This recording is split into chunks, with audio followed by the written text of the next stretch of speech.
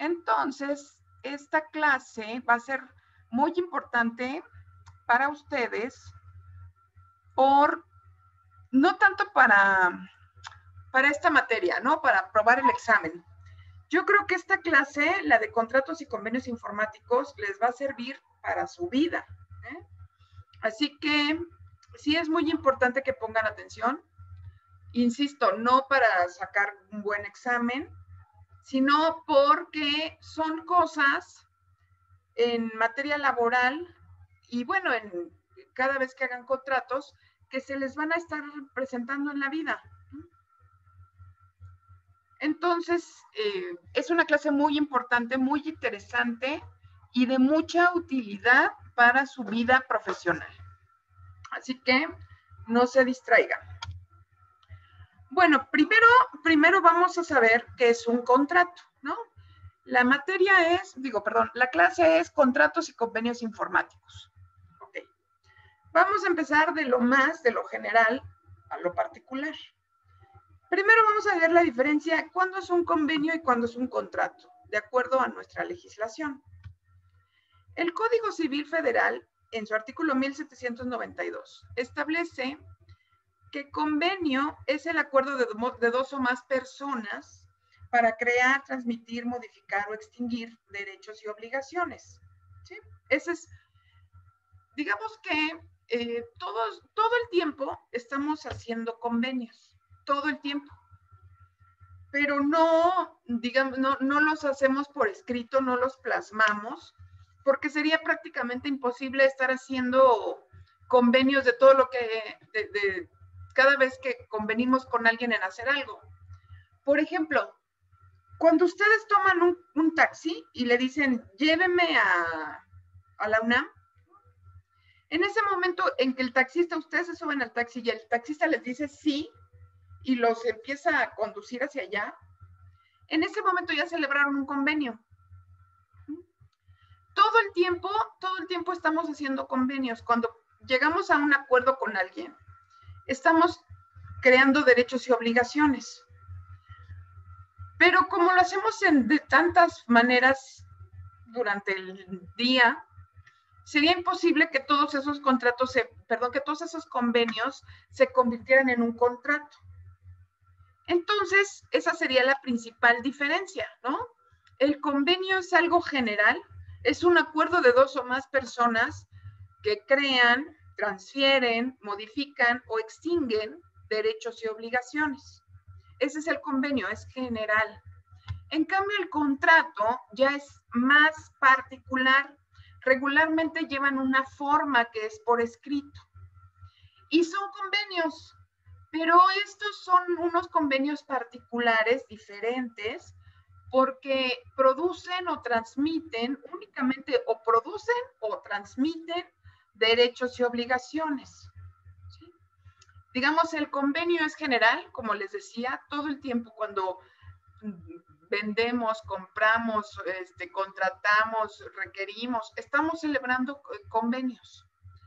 Pero el contrato es una parte muy particular, ¿no? Una forma muy particular de un convenio, porque esta ya lleva una formalidad. Normalmente los contratos van por escrito.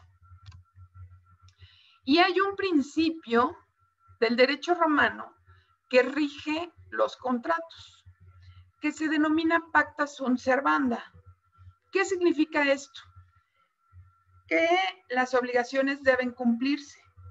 Es decir, si tú te obligas a hacer algo, a dar algo, a servir para hacer algo, tienes que cumplir esa obligación, sin importar realmente si esa obligación la hiciste por escrito, si juraste ante la Biblia, si solamente estuviste de acuerdo, ¿no?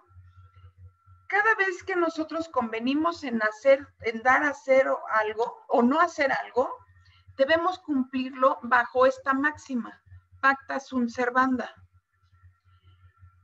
De tal manera que si nosotros únicamente nos rigiéramos por la elaboración de los contratos, haríamos nuestra vida muy complicada, porque todo el tiempo tendríamos que estar firmando compromisos a los que nos obligamos.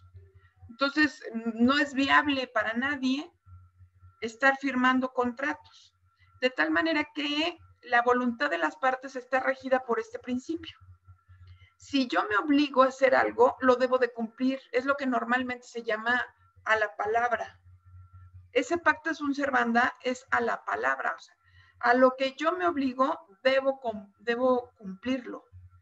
A ver, ¿quién levantó la mano? Joshua. Profesora, yo estaba investigando un poco más sobre estos dos pactos, porque creo que son dos, ¿no? Y me acuerdo más o menos que en uno decía que era importante la renegociación de las dos partes. ¿La Entonces, renegociación? ajá, es que estaba haciendo una investigación sobre los profesores o sea, que firmaron un contrato en presencial y por esto del confinamiento, o sea, ese contrato pues prácticamente no es válido, ¿no? Porque están en clases en línea. A ver, Entonces, no, a ver, vamos a ver si te estoy entendiendo. Tú ujú, dices que lo de los contratos y los convenios ya los habías visto anteriormente, ¿sí? y más Oye, o menos ya tenías conocimiento de esto. de estos dos pactos. Esto de cuál es la diferencia entre contrato y convenio, ¿sí? Ok. Luego, dices que tú conoces a unos maestros que firmaron un contrato, pero que están mal los contratos porque, o cómo, no entendí. Ajá, es que había investigado que, Ajá, por ejemplo, el docente firma el contrato por dar clases presenciales sí. y al momento de del Ah, ok. confinamiento, Mira, hay otro principio jurídico que establece que si las circunstancias cambian, cambian también el contenido de los contratos. Y hay otro principio de derecho que establece que nadie está obligado a lo imposible. Si llega una pandemia, no puedes ir a la escuela a dar clase. Las circunstancias cambiaron. Por lo tanto, también deberá cambiar el contrato. ok, ya es como predeterminado, ¿no? O sea, Son principios generales del derecho, sí. ya no se hace o sea, otro Otra una renegociación. renegociación. Sí, claro que lo vas a tener que renegociar, pero si no lo cumples como estaba establecido previamente, no caes en un incumplimiento porque no podías cumplirlo. O Ok, sea, sí, vamos a suponer que yo me obligo a darles clases en mi casa, pero mi casa se inunda. Entonces, ¿cómo les voy a dar clases en mi casa si mi casa está inundada? A todos nos llegó la inundación, pero por supuesto también a mí, ¿no? O se quema mi casa. ¿Cómo les voy a dar clase? No puedo. ok, sí, Entonces, sí, se tiene que renunciar, pero no te pueden demandar por incumplimiento del contrato, que sería lo procedente, ¿no? Yo sí. me obligo a dar, hacer o no hacer algo, pero si no puedo hacerlo, no me van a demandar por incumplimiento, porque cambiaron las condiciones iniciales del contrato. Entonces sí tiene que haber una renegociación, pero no va a haber una demanda por incumplimiento. Es decir, tienen que haber flexibilidad por ambas partes. ¿Sí? Sí, profesora, ya me quedó claro. Manuel, Sí, profesora. ¿qué pasó? ¿Cuál fue tu duda? No, se me olvidó bajar la mano, disculpe. Ok. Héctor, ¿dudas?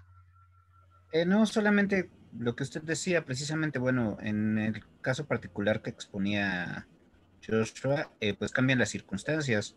Entonces, dado las circunstancias, pues no te pueden obligar. Si Exacto. no, pues pasaría lo mismo en específico, pues con los home office de oficinas. Tendrían esa situación y pues no ha sido así. Todos están tomando consideración que pues es inclusive pues algo que afecta a la salud, ya no nada más pues el ir o no ir. Sí, claro. Podría Cambian las condiciones, inclusive, tienes que mm, cambiar el contenido del contrato. O sea, lo que pasa es que cuando una de las dos partes no cumple, lo que se demanda es la nulidad de ese contrato por el incumplimiento.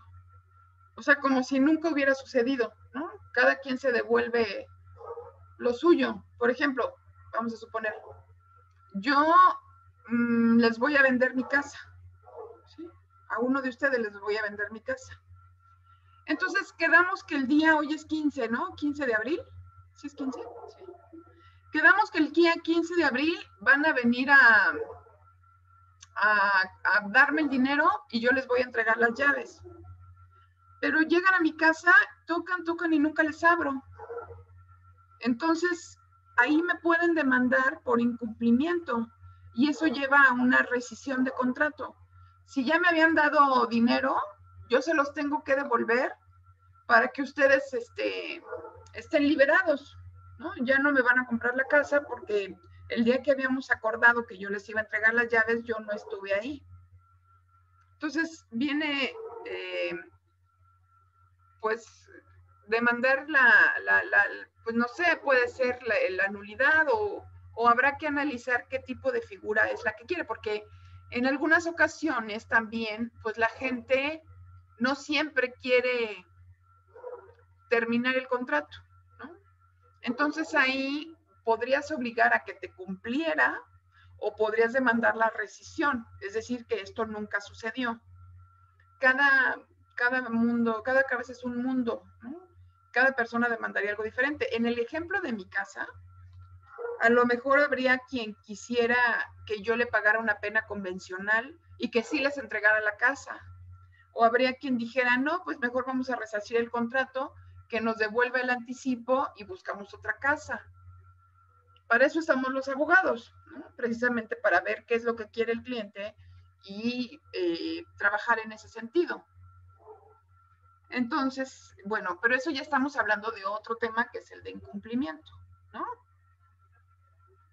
Bueno, entonces queda claro lo que es la pacta, la máxima del derecho de pacta sunt servanda. Significa los pactos deben cumplirse.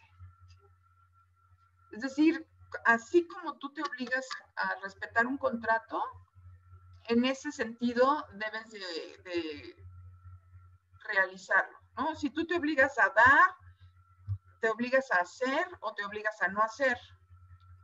Por ejemplo, me podrían dar un caso de un contrato en el que te obligues a no hacer, un ejemplo de no hacer. O sea, de dar no está tan complicado, ¿no? Dar, pues, puede ser un carro, un automóvil, yo les entrego el coche y ustedes me dan el dinero. Hacer no está tan complicado, ¿no? Un contrato de hacer, un ejemplo, ¿cuál se les ocurre? Milton, un ejemplo de hacer. No sé, no se me viene a la mente ahorita uno. Algo muy fácil. Joshua.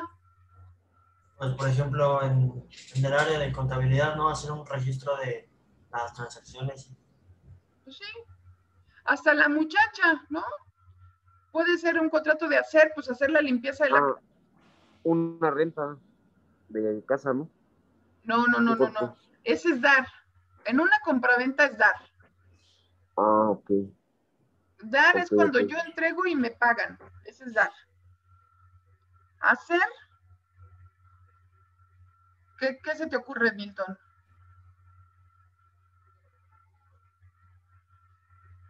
Un servicio de plomería, por ejemplo. Va, hacer. Exactamente, yo tengo tapada la tubería y le hablo al plomero y el plomero se obliga a destapármela, ¿no? Es hacer algo para destapar. Muy bien, dar, hacer. Y por ejemplo, un ejemplo de un contrato de no hacer. ¿Se les ocurre un contrato de no hacer? En unas carreteras con algunos terrenos, por ejemplo, que ahí está prohibido excavar o hacer una... Muy bien. He visto yo que hay lugares donde dice no excavar, peligroso. O a lo mejor porque las... Cuando tú te obligas a no hacer algo. O también les doy un ejemplo, los contratos de confidencialidad. Te obligas a no divulgar una información. Héctor. Un acuerdo, bueno, un contrato de respeto mutuo. Ok. Te obligas a no faltarse al respeto, ¿no? Esas cláusulas las hago, por ejemplo, las pongo en los contratos de divorcios. Me ha tocado que, bueno, tengo que celebrar convenios, el tribunal para presentar la demanda tienes que anexar un convenio. Entonces, con cierta frecuencia tengo que poner cláusulas de respeto, o sea, de no faltarse al respeto, porque, por ejemplo, ahorita se me viene a la mente, tenía un cliente que la esposa, oye, ojalá nunca vea esta clase, bueno, pero no voy a decir quién era, ¿no? Su esposa, pues tenía adicción al alcohol. Entonces, cuando tomaba, se ponía muy intransigente, ¿no? Se convertía en otra persona. Entonces, él tenía miedo, o sea, él le quería dejar una pensión, quería divorciarse, darle una pensión, pero tenía miedo de que lo agrediera cuando tomaba.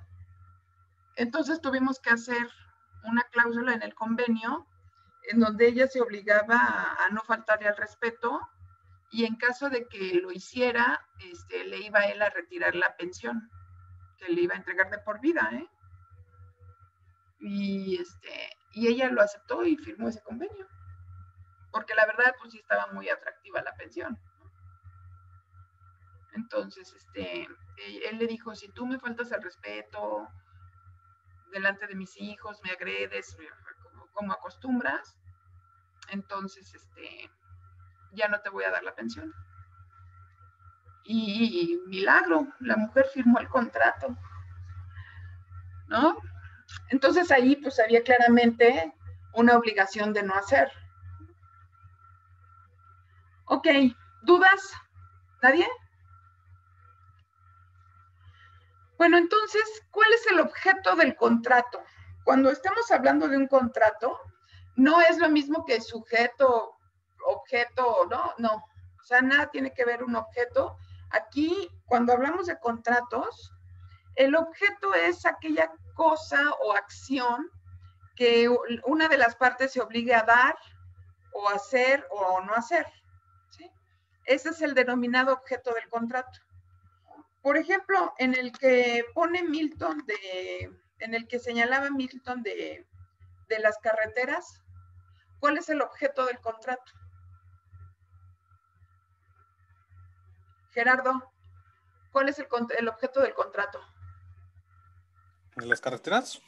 Que decía Milton, cuando hacen carreteras, y que dicen no es cabal, no es qué, ¿cuál sería el objeto de ese contrato? ¿Se suele que no se excava en esa parte? No. No sé. Pues, hacer la carretera, ¿no? Cuando haces de eso, sí. Perdón. Hacer la carretera, ¿no? A ver, ¿quién más me da otro ejemplo? En un contrato de compraventa de una casa, ¿cuál es el objeto?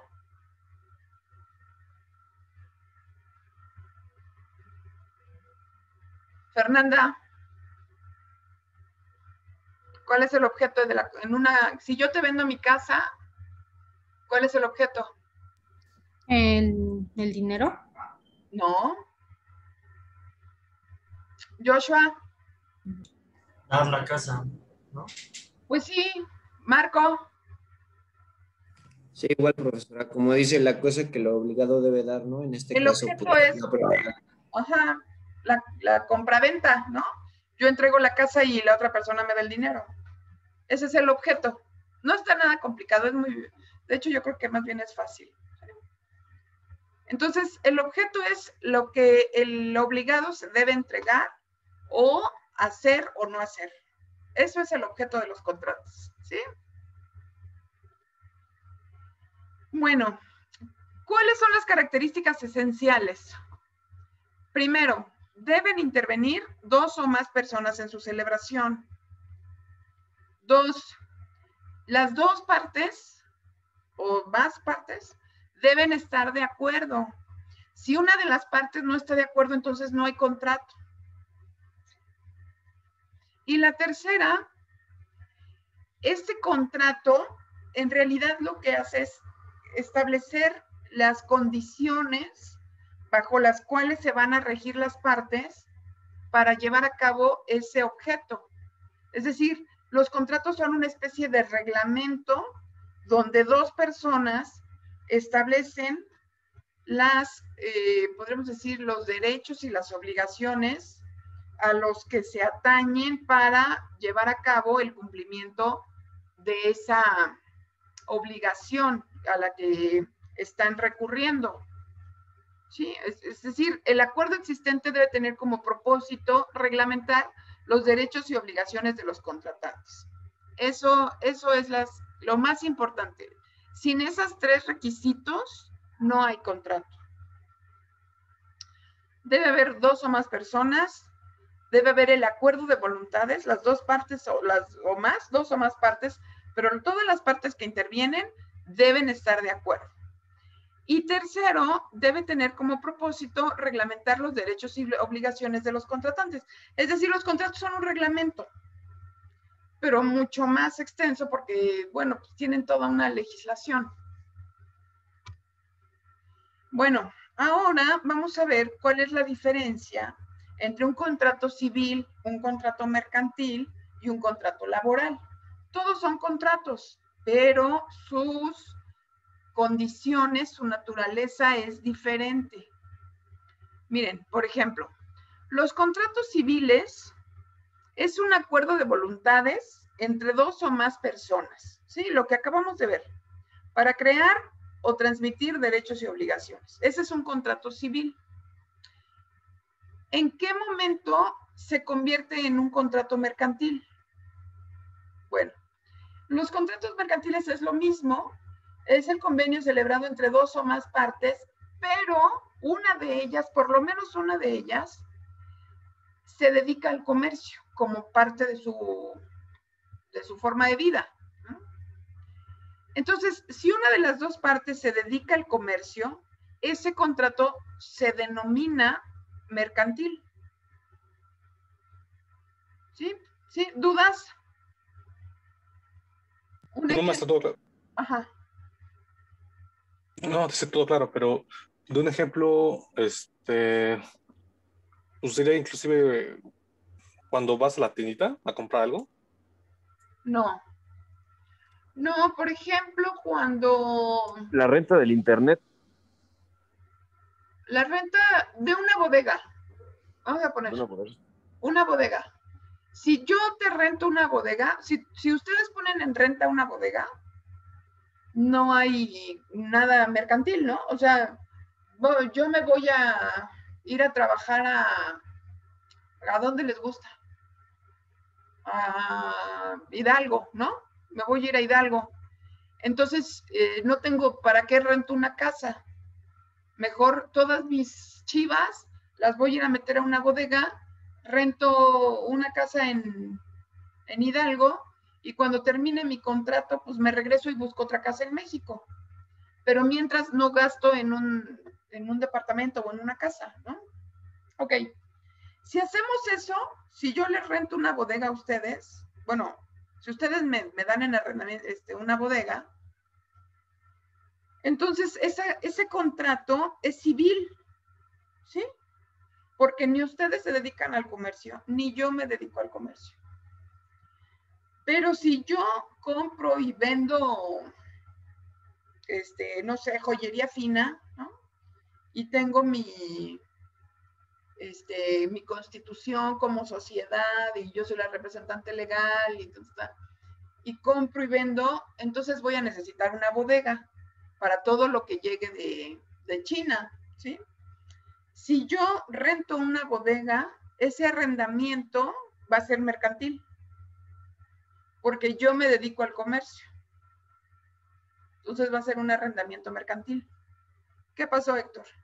Entonces ya requiere que sea una persona física o moral, ¿no? Dada de Cuando alta. te dedicas al comercio, sí, o sea, puede ser persona física o moral, pero si yo me dedico, o vamos a suponer que no soy persona moral, ¿no? Que yo como Angélica Grimaldo estoy dada de alta ante Hacienda como persona que comercia y que vive del negocio de, ¿cómo se llaman? De la bisutería fina, ¿no? Aretes, anillos, pulseras, todo ese tipo de cosas, yo compro y vendo y tengo que viajar y regresar y bla. Entonces, si yo si yo pido en arrendamiento una bodega, para guardar mi mercancía, entonces inmediatamente ese contrato es mercantil. Porque yo soy comerciante. Pero bueno, tendría la diferencia como por ejemplo que ponían de la tiendita. De hecho es muy gracioso porque yo sí estamos empezando a hacer eso de la bisutería, mi hermana y yo. Pero pues obviamente todavía no estamos dado de alta en Hacienda ni eso. Entonces, pues todavía no sería un contrato mercantil, por ejemplo. Sería hasta que nosotros ya, alguno de los dos, o creáramos una persona moral o estuviéramos dados de alta en Hacienda. Lo que Porque sucede ahorita es yo lo hago. yo creo que sí es un arrendamiento mercantil, porque toda la bisutería paga otro tipo de impuestos. Desde que tú solicitas, o sea, no te rentan lo mismo o sea, no te cuesta lo mismo el arrendamiento para mis chivas, por ejemplo, el que te decía de que voy a guardar mis muebles y mis cosas, mi menaje de casa, no me cuesta lo mismo que un arrendamiento mercantil. Es más, yo creo que si tú tienes esa venta todavía tan chiquita, ni estás dado de alta ni nada, entonces todavía no puedes rentar una bodega, ¿o ya? No, no, pero pues No. digo, por eso veo la diferencia más bien del caso respecto a como lo que comentaban de la tiendita, ¿no? Una tiendita que igual pues no necesita como tal una bodega o algo así y solamente pues vende a menudeo, todavía entonces no es un contrato. No, es para cuando ya tienes volúmenes de venta muy altos. Y te digo que de hecho si es otra situación cuando tú rentas una bodega, es diferente porque, por ejemplo, a mí, si yo rento una bodega para poner mis chivas en lo que me voy a vivir a Hidalgo, pues la voy a rentar por mes, ¿no? En cambio, una renta de una bodega mercantil, así una renta mercantil, es por días, por horas, o sea, es muy diferente. El arrendamiento mercantil tiene otra connotación. Ajá. Ok, sí, gracias. Al contrario a ti. Entonces ya vieron cuándo es un contrato civil, cuándo es un contrato mercantil. Ahora, el contrato laboral es diferente porque en los otros dos contratos las partes se podían poner de acuerdo, ¿no? En la entrega, en el objeto del contrato, en todo, se podían poner de acuerdo. Es más, o sea, si yo te vendo mi casa y ustedes, yo les digo, mi casa cuesta 5 millones.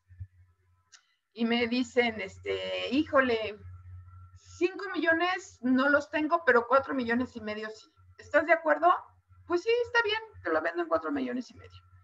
Ok, te pago 2 ahorita, 1 la semana que entra y en un mes te pago los otros 2 millones, el otro millón y medio que falta, ¿no? Ah, pues va, ok, o sea, son otras condiciones, ¿sí? En cambio, en los contratos laborales, estas condiciones no pueden ser, porque hay una relación de subordinación entre un patrón y un trabajador. Entonces, el patrón y el trabajador no pueden modificar las condiciones iniciales. Es decir, el patrón te dice el salario, el horario, la forma de pago, dónde y cuándo y cómo va a ser, ¿no? Entonces, cuando se establece una relación de subordinación, ya no es igual a los otros dos contratos, a los otros dos tipos de contratos. Ya la subordinación significa que tú estás bajo las órdenes de un patrón. Y eso lo hace totalmente diferente a un contrato civil o a un contrato mercantil. ¿Dudas? ¿Comentarios? ¿Nadie? ¿Sí quedó claro cuál es la diferencia entre un contrato civil, mercantil y laboral? Ok, lo tomaré como sí. Entonces ahora vamos a ver cuál es la diferencia entre contratos electrónicos y contratos informáticos. Suenan muy parecidos, ¿no? Contrato electrónico y contrato informático. Los contratos informáticos son aquellos cuyo objeto está relacionado con un bien o un servicio informático, aunque su creación esté por medios físicos. En cambio, los contratos electrónicos se dan de manera electrónica. O sea, suena muy reiterativo, suena repetitivo, pero no es lo mismo un contrato informático que un contrato electrónico. El contrato electrónico se hace por medios electrónicos, o sea, tiene un soporte digital, es decir, se hace en una computadora, ¿no? Mientras que los contratos informáticos se pueden hacer hasta a mano en una máquina de escribir antigua, pero la diferencia es que su objeto está relacionado con un bien o un servicio informático. ¿Me expliqué o hay alguna duda? Hablen ahora o callen para siempre. Es muy fácil, miren. Por ejemplo, todos ustedes han visto, no sé, cuando se suscriben a, pues no sé, a un servicio, ¿qué?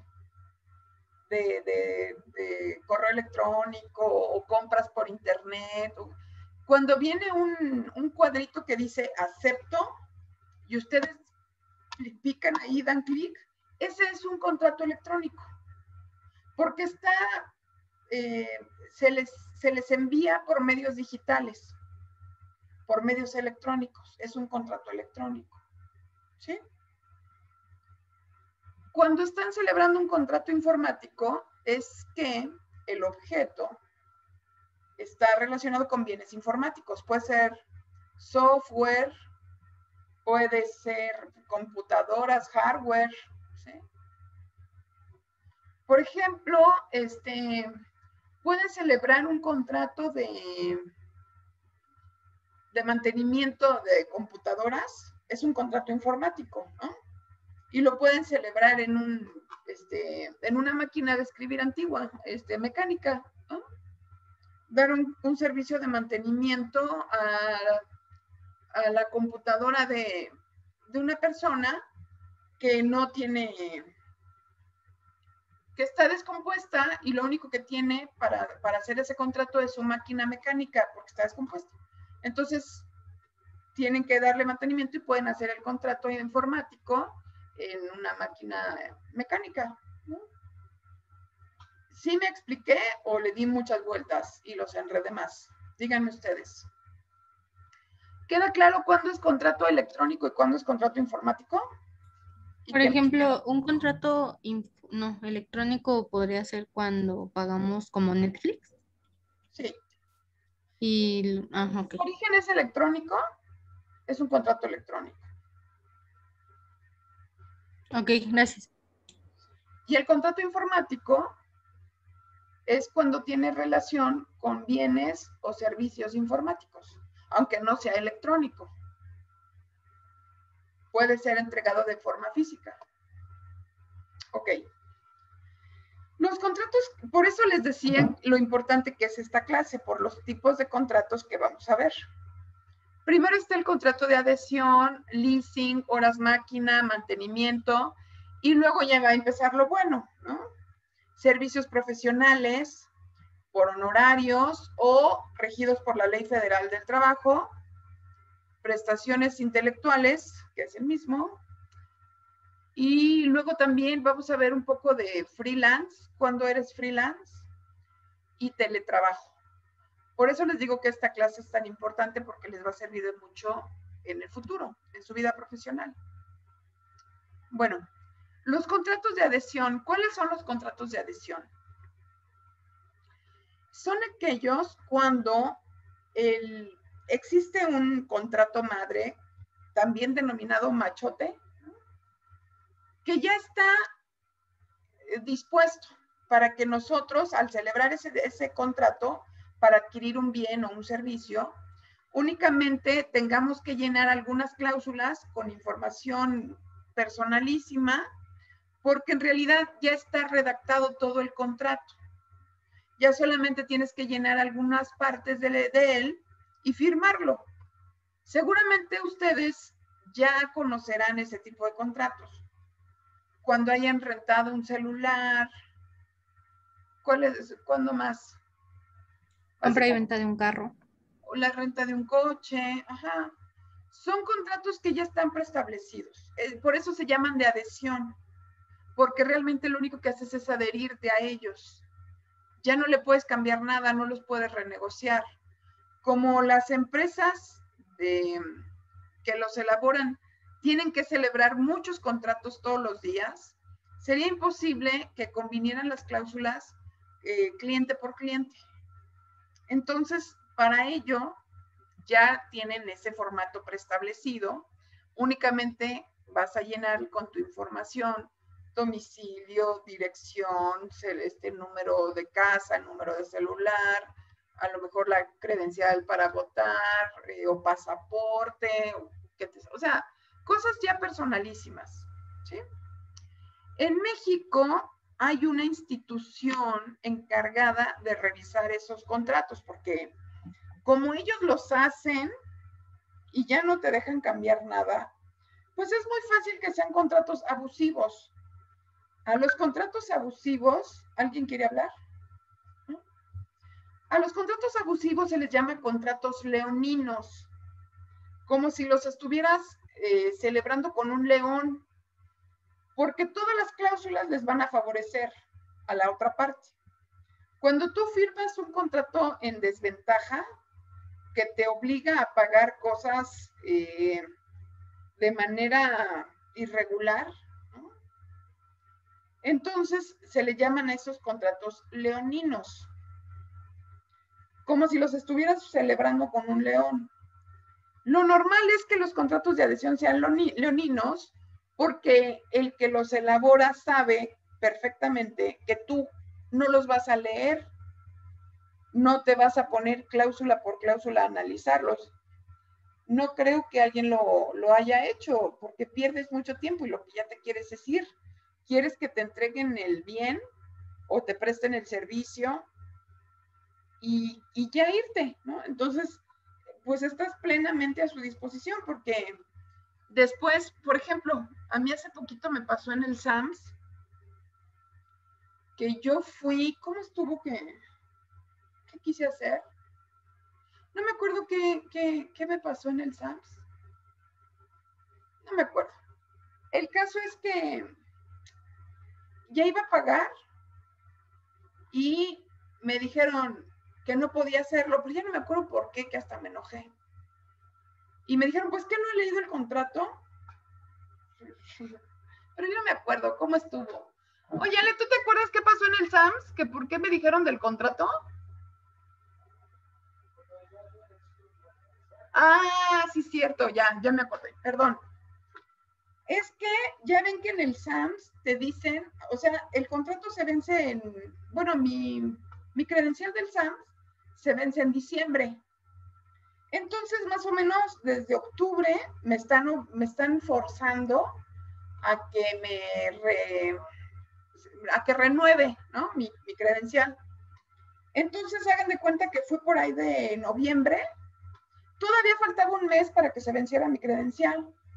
Entonces, quise pagar en el SAMS y me dijeron, no puede pagar.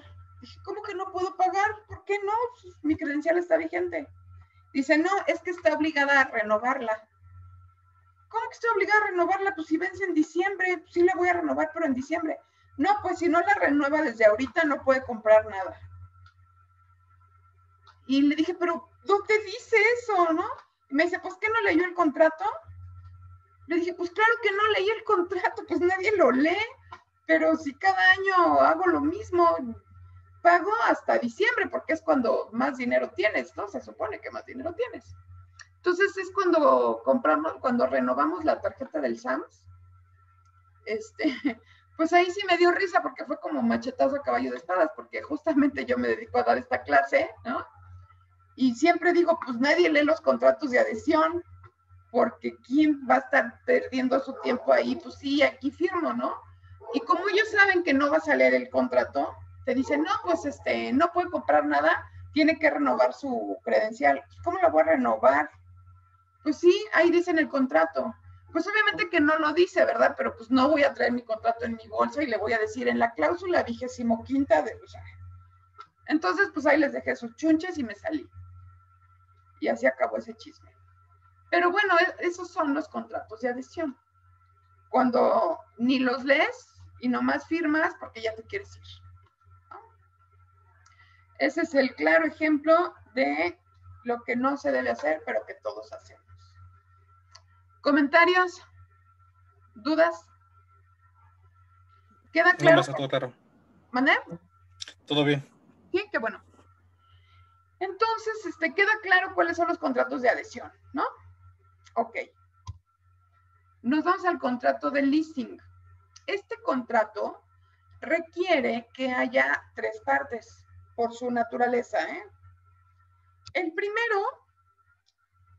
contrato, o digamos 2 contratos aparte. El primer contrato es entre el que suministra y el vendedor del bien o el servicio.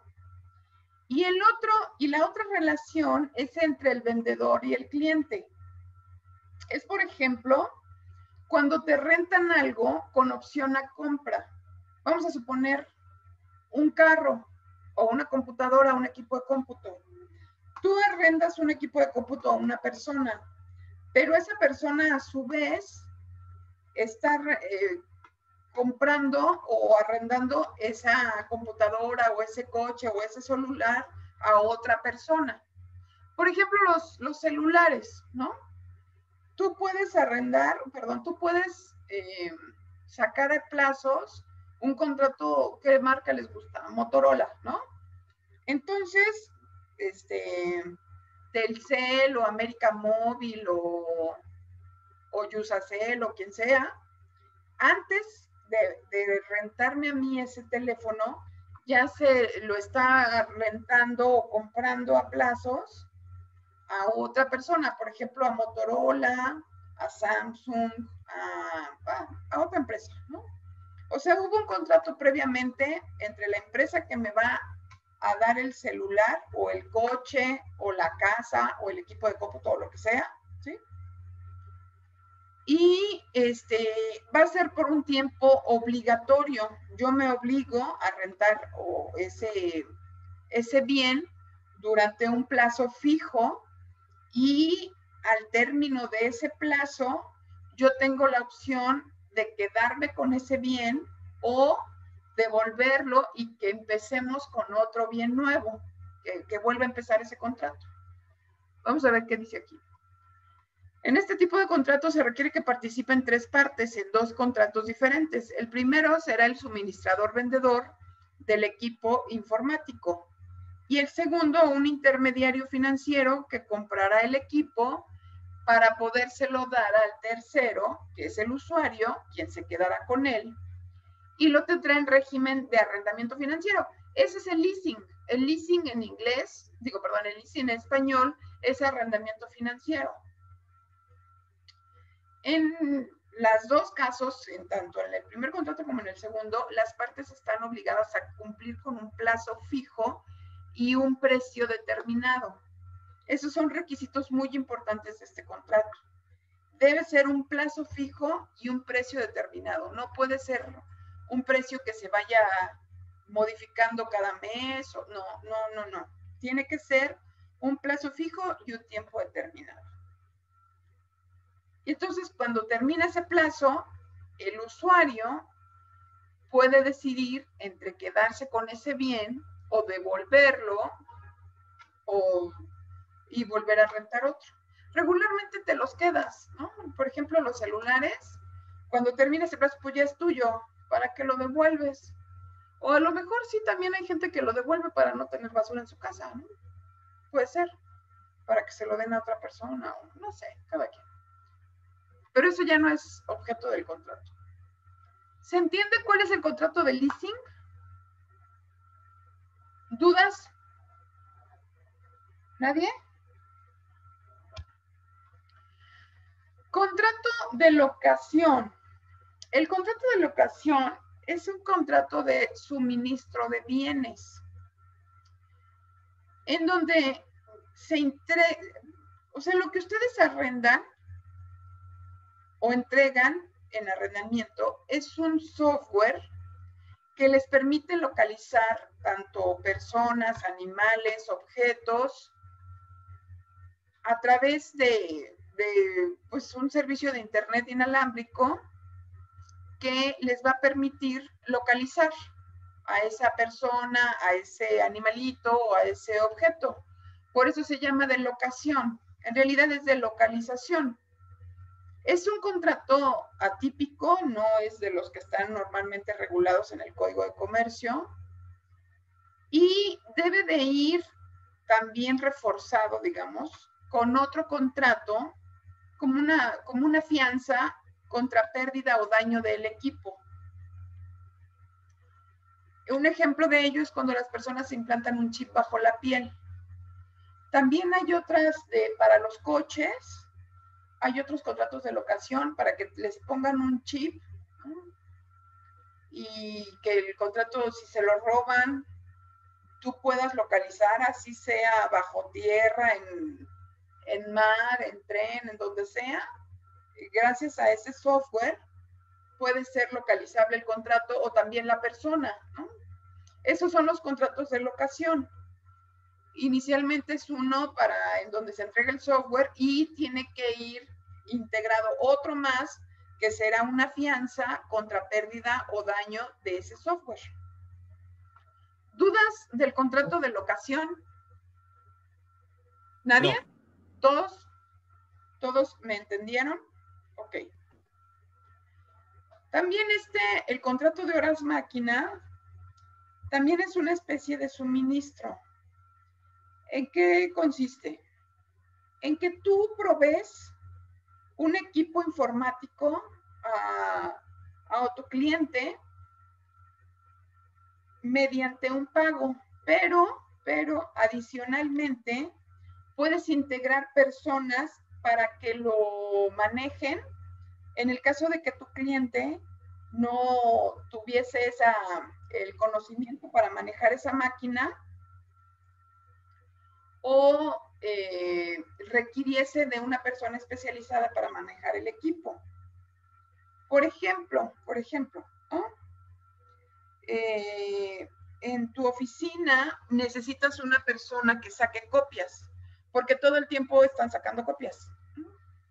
Entonces tú puedes, mediante un contrato horas máquina, o también se llama horas hombre, tú arrendas ¿cómo se llama? Una fotocopiadora, y no nada más vas a rentar la fotocopiadora, sino que también puedes rentar que esa fotocopiadora venga con una persona especialista en sacar copias, ¿no?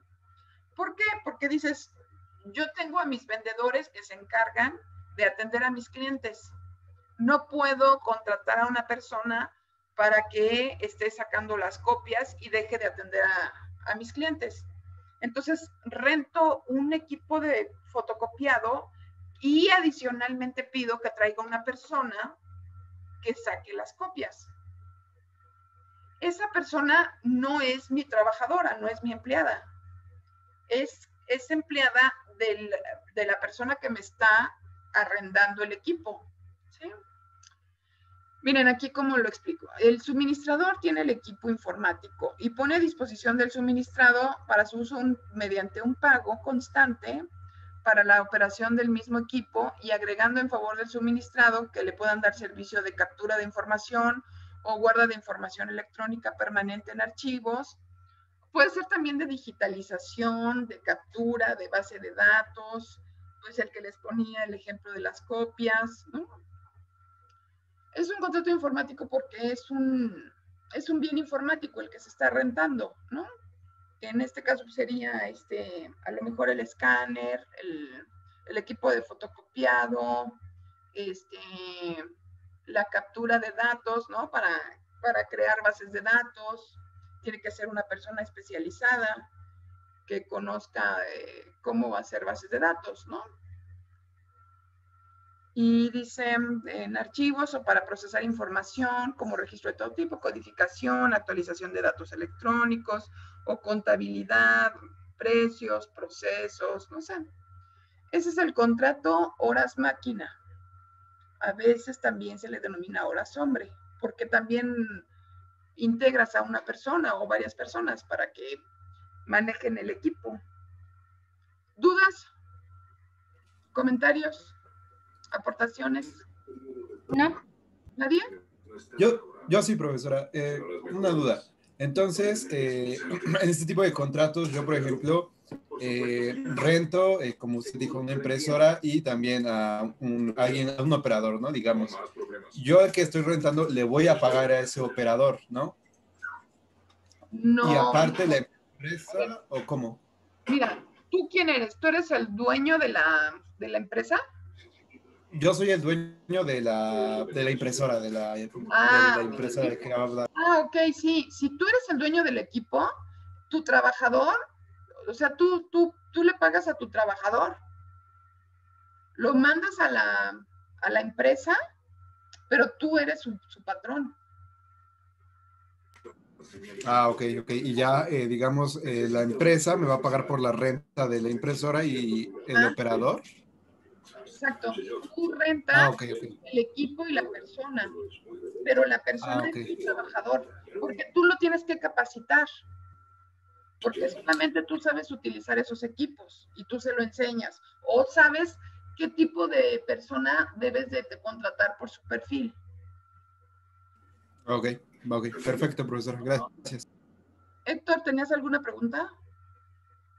Sí, por ejemplo, yo lo relaciono con los contratos, bueno, más bien los servicios que ofrecen las empresas que manejan call centers o servicios así de atención al cliente a gran escala, que les ofrecen tanto las personas que están en el servicio de atención a clientes en el call center, pero también les rentan las instalaciones, los equipos de cómputo, toda esa parte y les hacen como un paquete. Sí, exacto. Sí, es todo. Entonces, esos todo incluido. Son los contratos horas máquina, horas hombre, también. ¿Sí? Sí, está padre, ¿no? Ese contrato. No está tan complicado. Bueno, sí es como un poco complicado, pero cuando ya lo llevas a como tú lo has visto, por ejemplo, el call center, o el ejemplo de la base de datos, o de digitalización, ¿no? Entonces, así puede sonar muy abstracto, ¿no? Pero cuando ya lo llevas a la práctica, dices, claro, es ¿no? Es este tipo. Entonces ya no está tan complicado. Bueno, nos vamos al siguiente. Y el de mantenimiento, pues está bien fácil, ¿no? El que entrega el servicio se obliga por un pago constante a mantener los equipos informáticos o programas con operación de software en un buen estado por un precio y un tiempo determinados, ¿no?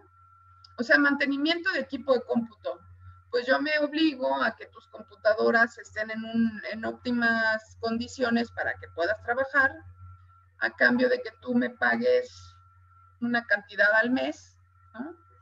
Y yo, si en caso de que se te descompusieran, pues yo me obligo para que en 3 horas las tengas funcionando y si no te traigo otra.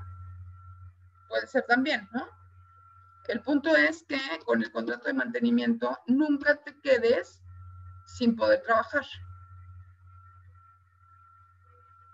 Dice, el suministrador se obliga por un pago constante a mantener los equipos informáticos o programas de operación de software en buen estado, pero también pueden hacer que no solamente estén en buen estado, sino que en caso de que no se puedan reparar los equipos, te habiliten otro para que no te quedes sin trabajar, ¿no? Es decir, el contrato, bueno, puede ser nada más así o lo puedes también ampliar, dependiendo también, pues, el precio, ¿no? Todo es con base y con relación a un precio. Pero bueno, inicialmente mantenimiento es que tú tengas en condiciones óptimas un equipo informático para que puedan trabajar sin problemas. Ese es mantenimiento. No hay dudas, ¿verdad? Del contrato de mantenimiento. Bueno, aquí ya empieza lo más padre. Servicios profesionales. En el derecho romano, el honorarium se pagaba únicamente a aquellas personas que tenían conocimientos extraordinarios sobre una técnica. Por eso se llamaba honorarium, porque era algo honorario, algo distintivo, fuera de lo común. Eso significa honorario. Entonces, de ahí viene la palabra de contratos por honorarios, ¿no? El honorarium era algo muy particular que solamente ciertas personas podían hacer, no cualquiera. De tal manera que a nuestra legislación no se le denomina honorarios, sino que se le llama servicios profesionales. Cuando hubo que traerlo a la legislación mexicana, se le denomina servicios profesionales. Pero es muy parecido a cómo estaba regulado en el derecho romano. Es decir, que hay una persona especializada en su rama que solamente ella puede brindar ese servicio. De esta forma, los contratos por honorarios los realizan aquellas personas que tienen una profesión o son especialistas en su rama. No cualquiera puede prestar un contrato por honorarios. Tienen, de acuerdo a la legislación nacional, miren, aquí está. Este contrato se encuentra regulado en el artículo 2606 del Código Civil Federal y establece que el que presta y el que recibe los servicios profesionales pueden fijar de común acuerdo una retribución debida por ellos. Debida, o sea, no debida. Debida es recíproca, ¿no? Una retribución por ellos. Ahora miren, aquí es donde hay una trampa en nuestra legislación. No sé si a ustedes ya les haya tocado celebrar un contrato por servicios profesionales o por honorarios. Y esto es muy importante que lo sepan. Muchos patrones contratan por honorarios, sobre todo las personas que van iniciando, con este viejo truco de que solamente un profesionista lo podría prestar, ¿no? Regresándonos a la, ¿cómo se llama? Al concepto de honorarium, te dicen, este contrato es muy especializado y por ese motivo solamente los de conocimientos avanzados pueden prestarlo. Pero cuando tú entras a trabajar, resulta que tienes un horario, un salario, un patrón, un lugar de prestación de servicios. Entonces, a ver, ¿dónde está el conocimiento especializado, no? ¿Qué pasó? ¿Quién fue? ¿Alguien levantó la mano? Yo, Héctor. Ay, perdóname, Héctor. Sí, vi que alguien quería hablar, pero yo estaba tan metida en mi tema. Ah, pues sí, ya me tocó una vez, pero como dice, yo no entendía por qué, si pues yo todavía no soy profesional. Me explicaron que porque yo tenía una carrera técnica y de hecho buscaban así el perfil, entonces podía hacer un contrato así. Y fue en Grupo Salinas, que es un horror, desgraciadamente. Y en Grupo Salinas ese contrato fue por 3 meses y pues obviamente no me daban seguro social, todo eso, pero como usted dice, yo tenía un horario, yo tenía un jefe, yo tenía que ir a ciertas instalaciones, todo normal, ¿no? Ajá. También me hicieron firmar una hoja en blanco, sí. Si no, no me daban el empleo. Exacto. Y pues ya a los 3 meses ya, pues ya me contrataron con prestaciones y con más sueldo y ya prestaciones superiores, ¿no? Pero esos 3 meses ellos, pues ejercieron esa parte. Exacto. Entonces, esa es la vuelta que le dan los patrones a la legislación, que te dicen, te voy a hacer firmar un contrato por honorarios porque tus conocimientos son honoríficos, pero como es un contrato civil, porque está regulado, ay, no está acá, en el Código Civil, ¿no? Ya vieron que no es lo mismo un contrato civil que un contrato laboral.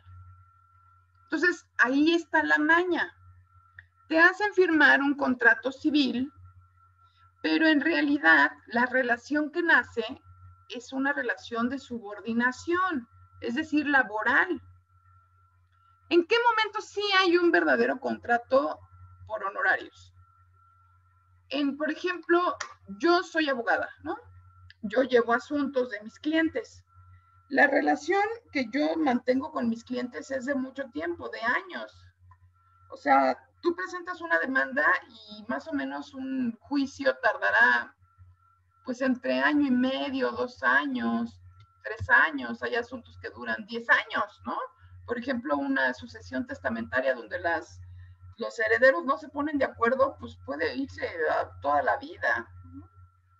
Un contrato laboral, pues más o menos en promedio de 2 a 3 años. Tengo contratos laborales de 5 o 6 años ahorita, ¿no? Y no terminan, ¿no?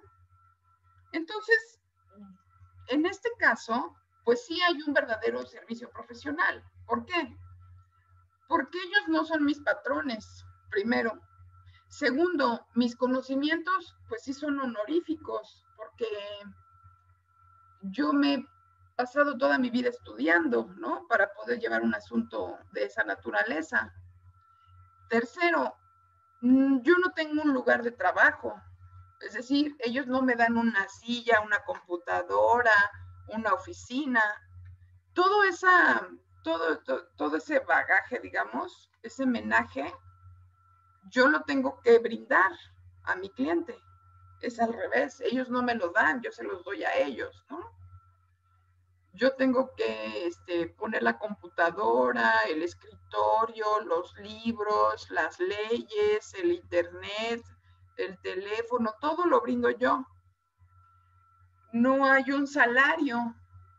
Ellos no me pagan un salario.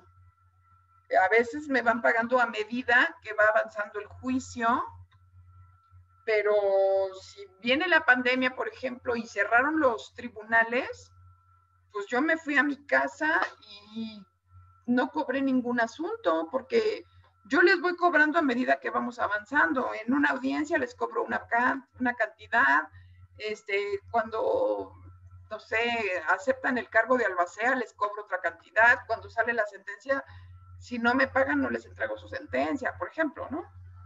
Entonces ahí no estamos hablando de una relación laboral. Por lo tanto, es un verdadero contrato de honorarios. Pero ellos, los patrones, son muy mañosos y le dan la vuelta, sobre todo cuando es gente que necesita el trabajo, ¿no? Te doran la píldora diciéndote que es un contrato por honorarios porque tú eres una persona especializada, que tienes conocimientos profesionales y que consecuentemente pues tienes que celebrar un contrato por servicios profesionales. Pero no es cierto, en realidad te van a capacitar, te van a enseñar, y así como no es una relación laboral, como ellos dicen que no es una relación laboral, pues no te pagan seguro social, no te pagan aguinaldo, no te dan vacaciones, pues no te aseguran nada. O sea, ¿se dan cuenta dónde está la maña? ¿Sí ven dónde está la maldad del patrón? Que él no se reconoce como patrón, se reconoce como cliente, pero eso es en el contrato.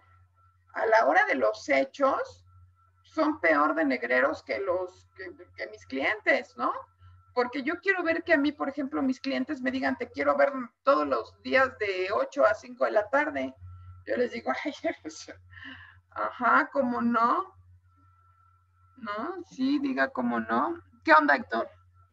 Y eso, por ejemplo, bueno, si alguien estuviera en esa situación, ya no está de acuerdo y se va a la Junta de Conciliación, puede, obviamente Claro. ellos van a sacar el Claro, contrato ya de horarios, ¿no? Asunto, sí. Y eso puede, de alguna manera, él puede demostrar, no sé, a través de evidencia que tenga que él realmente tenía su relación de subordinación. Claro que sí.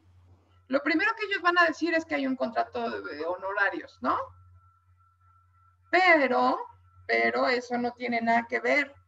O sea, si se dan las condiciones de subordinación, ¿qué son las condiciones de subordinación? Un horario, una fuente de trabajo, un salario, órdenes del patrón expresas, ¿no? Por ejemplo, si te mando correos o si te mando mensajes o lo que haya sido, hay testigos que tú trabajabas ahí, tienes documentos donde te firmaron, cosas que tú hacías, pues todo eso acredita que había una relación laboral, con independencia de lo que ellos quieran, el nombre, ponerle el nombre que quieran, ¿no? Ellos pueden decir lo que sea, pero si se cumplían las condiciones de la subordinación, entonces es un contrato laboral. Perdón, y ellos estaban obligados a darte prestaciones y asegurarte ante el Seguro Social. Ahora, esto de la hoja en blanco es un delito.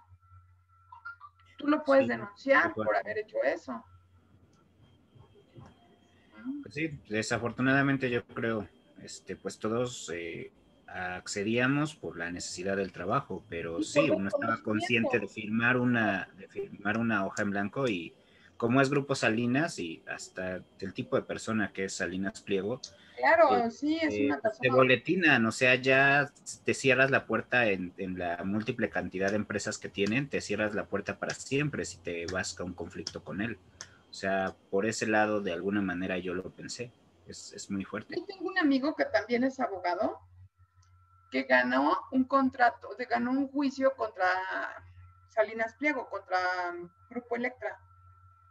Una trabajadora, igual como tú estás platicando, demandó y ganó, pero ella también había firmado la hoja en blanco.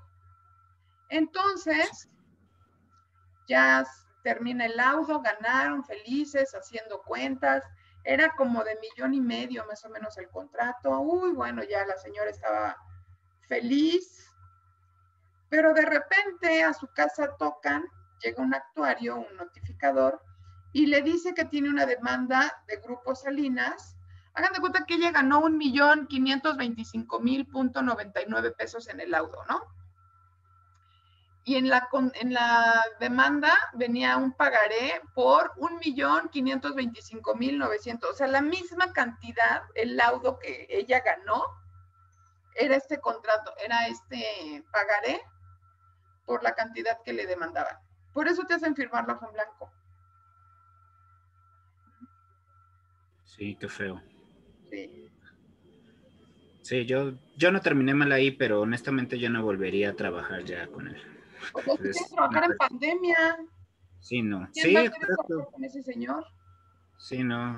Está, inclusive, no sé si he escuchado hace poco cómo se pone en Twitter. Es una persona que sí, de verdad, está mal de sus facultades. Una persona muy... No. Salinas Pliego es una persona asquerosa, ¿eh? O sea, hay un actor, no sé si ustedes recuerden, no creo que lo conozcan o lo hayan conocido, se llamaba Rogelio Guerra. Ese señor tuvo el mal tino de salirse de Televisa e irse a trabajar a TV Azteca. Entonces, cuando llega a TV Azteca, por desconocimiento, firma un contrato con Salinas, que es como firmar un contrato, peor que el diablo, yo creo que ni el diablo.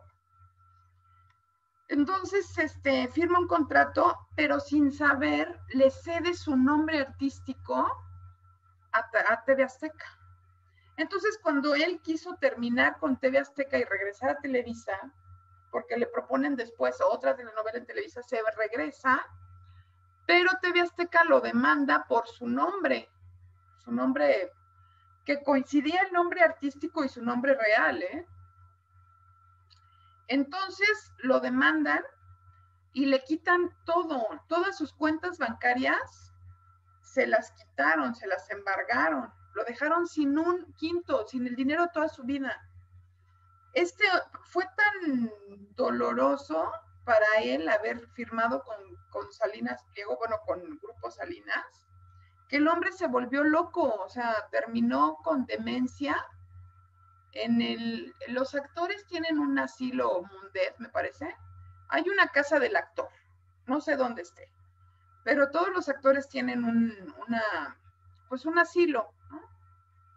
Entonces este señor, después de que fue tan guapo, famoso, trabajó toda su vida, desde las películas en blanco y negro, salía en el cine, hizo telenovelas, bueno, o sea, terminó con demencia en el asilo.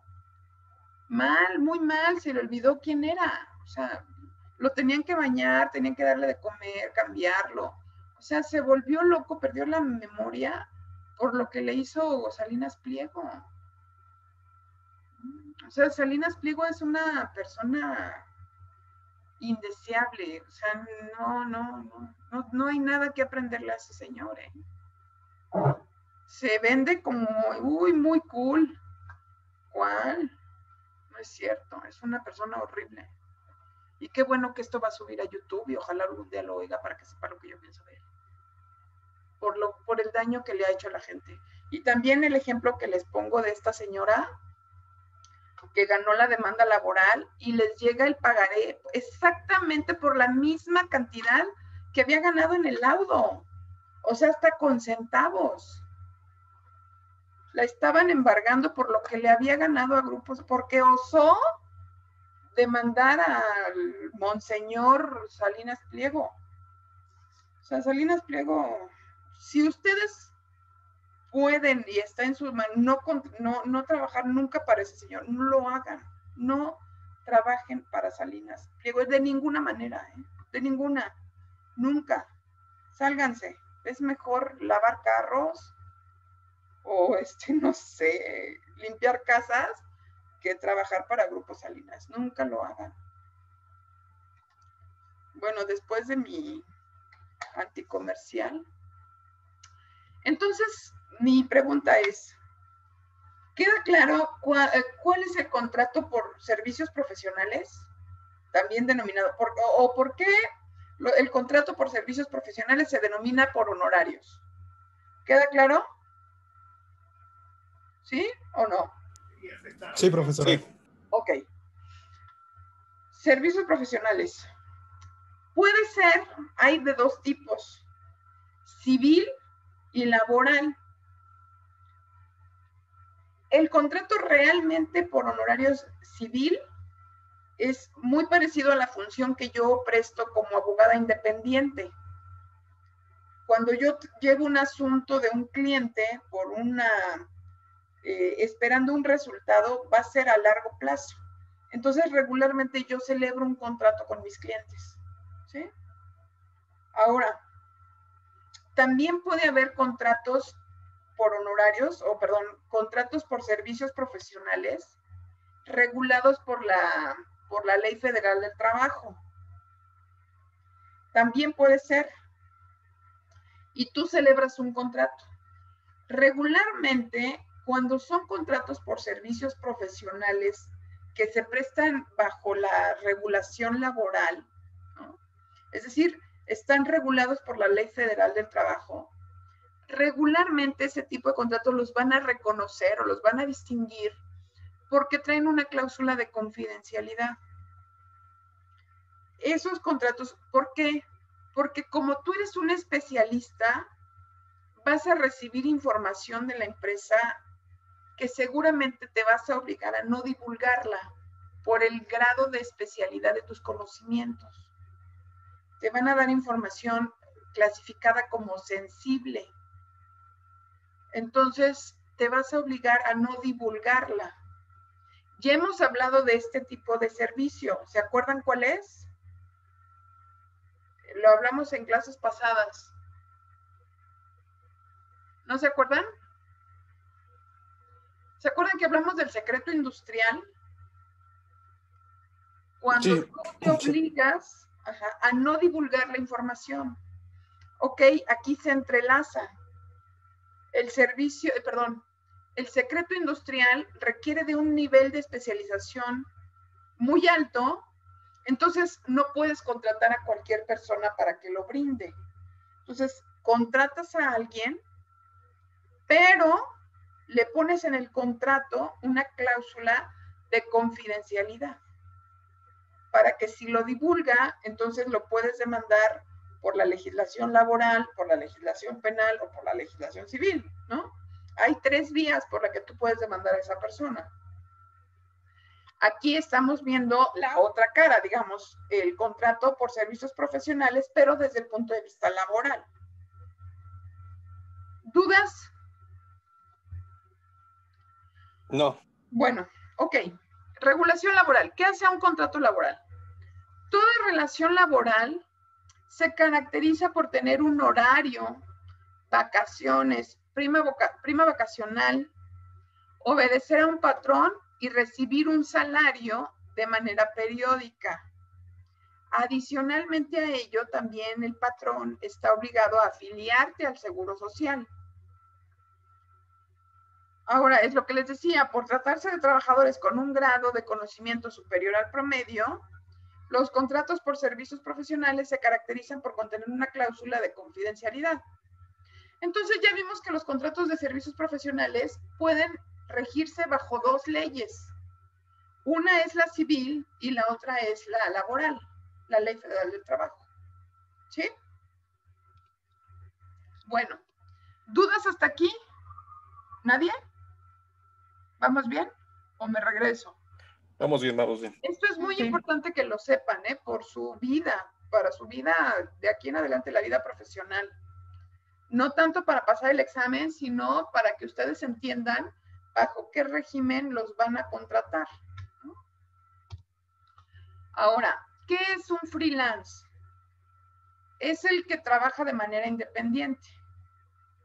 Es aquella persona o el servicio que se realiza a una persona con conocimientos especializados en una técnica con capacidad para desarrollar una actividad remunerativa. Pero dicen, bueno, entonces es un contrato por servicios profesionales, ¿no?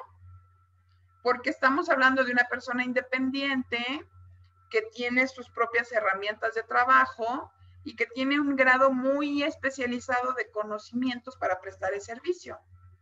Dicen, bueno, pues entonces es un contrato por servicios profesionales civil, ¿no? Por honorarios. Pues no. ¿Por qué no? Porque el freelancer no es un trabajador que preste servicios profesionales, o sea, que caiga en esta clasificación de trabajador por servicios profesionales. Porque los freelancers en realidad no, por lo breve del servicio, no quiero decir merece o no aplica que celebren un contrato por servicios profesionales, porque son servicios muy cortos. Por ejemplo, una sesión fotográfica. Cuando tú contratas a un fotógrafo, vean todas las condiciones. Es una persona con un nivel especializado de conocimientos, que cuenta con sus propias herramientas, que no requiere de un lugar físico para prestar el servicio, o sea, una fuente de trabajo. O sea, parecería como que es un prestador de servicios profesionales, como el servicio que yo presto, ¿no? A mis clientes. Pero no, porque es en realidad un servicio mucho más breve.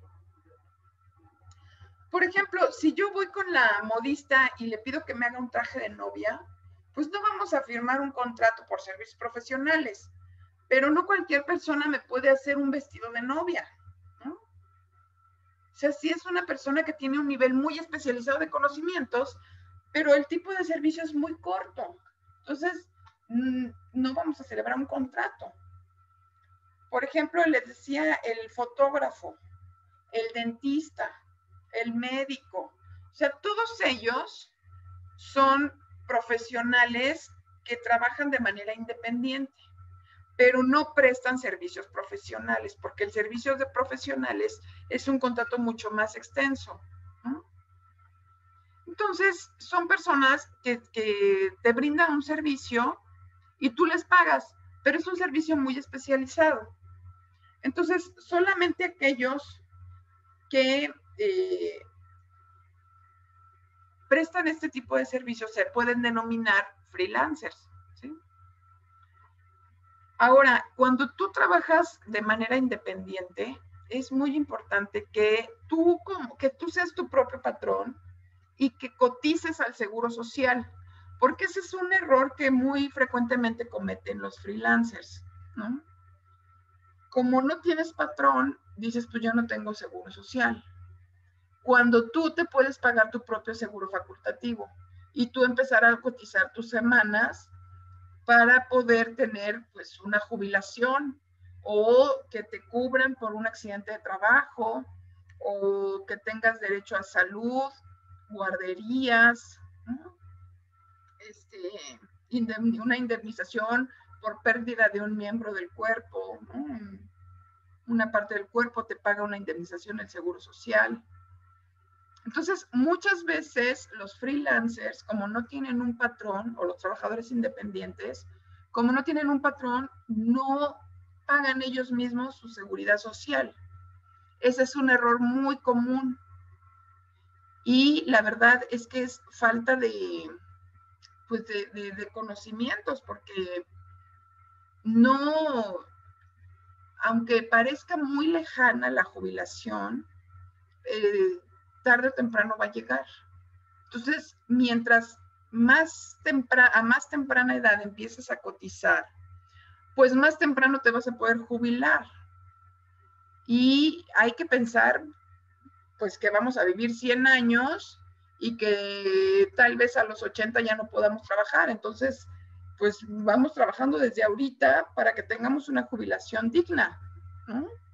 Es decir, que si ustedes se quieren dedicar a su profesión de manera independiente, está muy bien, qué bueno, pero eso no es pretexto para que no coticen al Seguro Social, para que ustedes no paguen un seguro facultativo y tengan seguridad social, seguro médico para ustedes y para su familia. Eso es lo que más me interesa de esta clase, que ustedes se lleven, ¿no?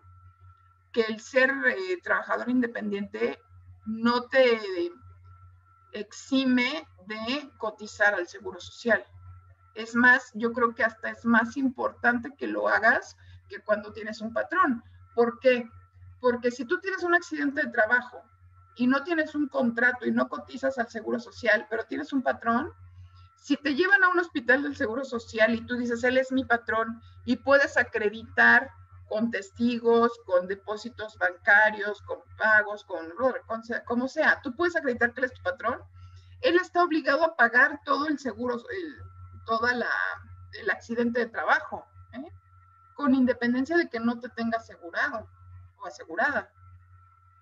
En cambio, cuando tú eres freelance y tienes un accidente de trabajo, pues tú te lo tienes que pagar a ti solito. Entonces, si tú estás cotizando en el Seguro Social y tienes un accidente, pues no tienes ningún problema porque está cubierto.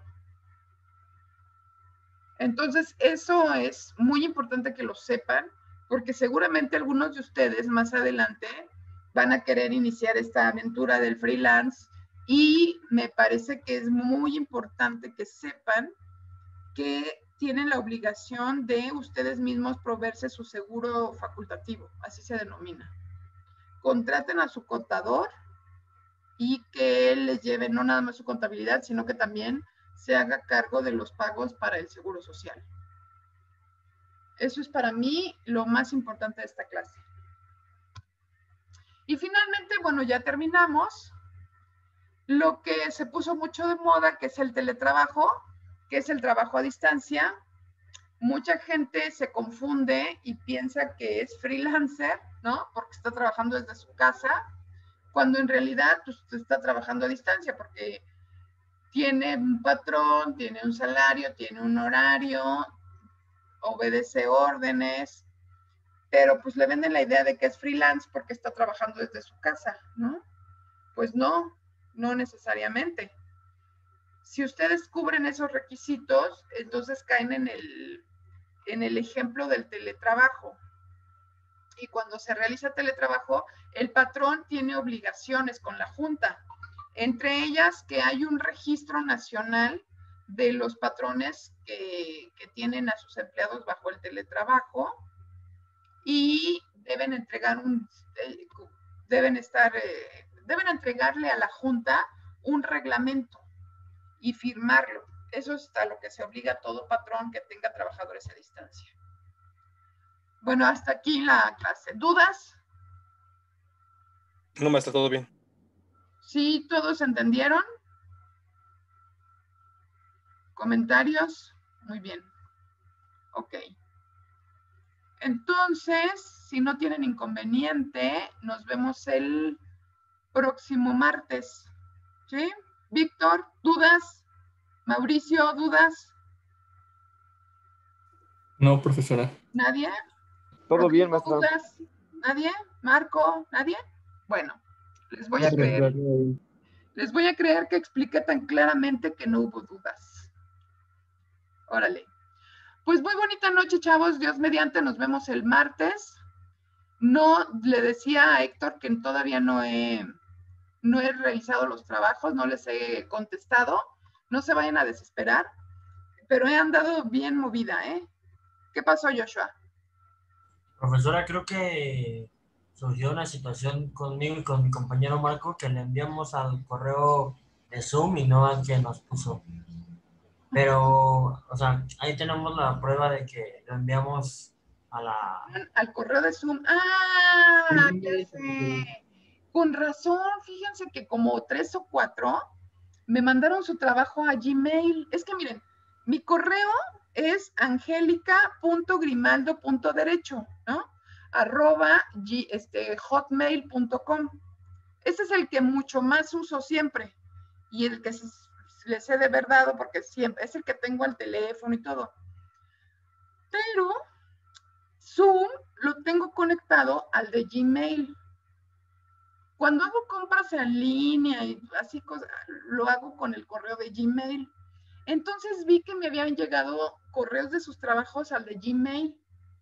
Y dije, ¿cómo supieron que tengo lo mismo, angelica.grimaldo.derecho, @gmail? ¿Cómo? Ah, ok, porque me lo mandaron por Zoom. Ah. Es que, por decir, yo en lo personal, profesora, cuando me llegó su correo de confirmación al curso de la primera clase, sí. Ese correo digamos que lo guardé en mis contactos de correo. Okay. Cuando puse ya nada más derecho, me aparece ya ese correo. Gmail, ay, con razón. Es que sí vi que me llegaron actividades al de Gmail, pero no supe cómo supieron. Ah, porque Zoom lo tengo conectado al correo de Gmail. Oh, ya. Se iluminó toda la habitación. No sabía cómo había pasado eso. Ah, ya. Sí, pero sí los recibí, ¿eh? Sí me llegaron como 4 trabajos al correo de Gmail. Pero no he recibido, o sea, no se los he contestado todavía a nadie. Bueno, creo que los primeros 3, ¿no? Sí los contesté. Pero ya los que fueron llegando después, ya no he podido. Han dado muy atorada en otras cosas. Pero sí, ya vi que me mandaron unos contratos. O sea, los contratos. Sí vi que me llegaron unos correos a mi cuenta de Gmail. No se preocupen. No creo este fin de semana tampoco poderles revisar las tareas, porque voy a salir. Pero la siguiente semana yo creo que voy a estar un poquito más descansada. Y ya por la tardecita ya se los voy a poder revisar. ¿Sale? No se me desesperen, por favor. Bueno, ¿qué más? ¿Dudas, comentarios? ¿Nadie? ¿Esas eran todas las dudas? Ok. Bueno, pues les mando un besito y que tengan bonita noche, ¿eh? Nos vemos el martes. Cuídense mucho. Chao, maestra. Gracias, profesor.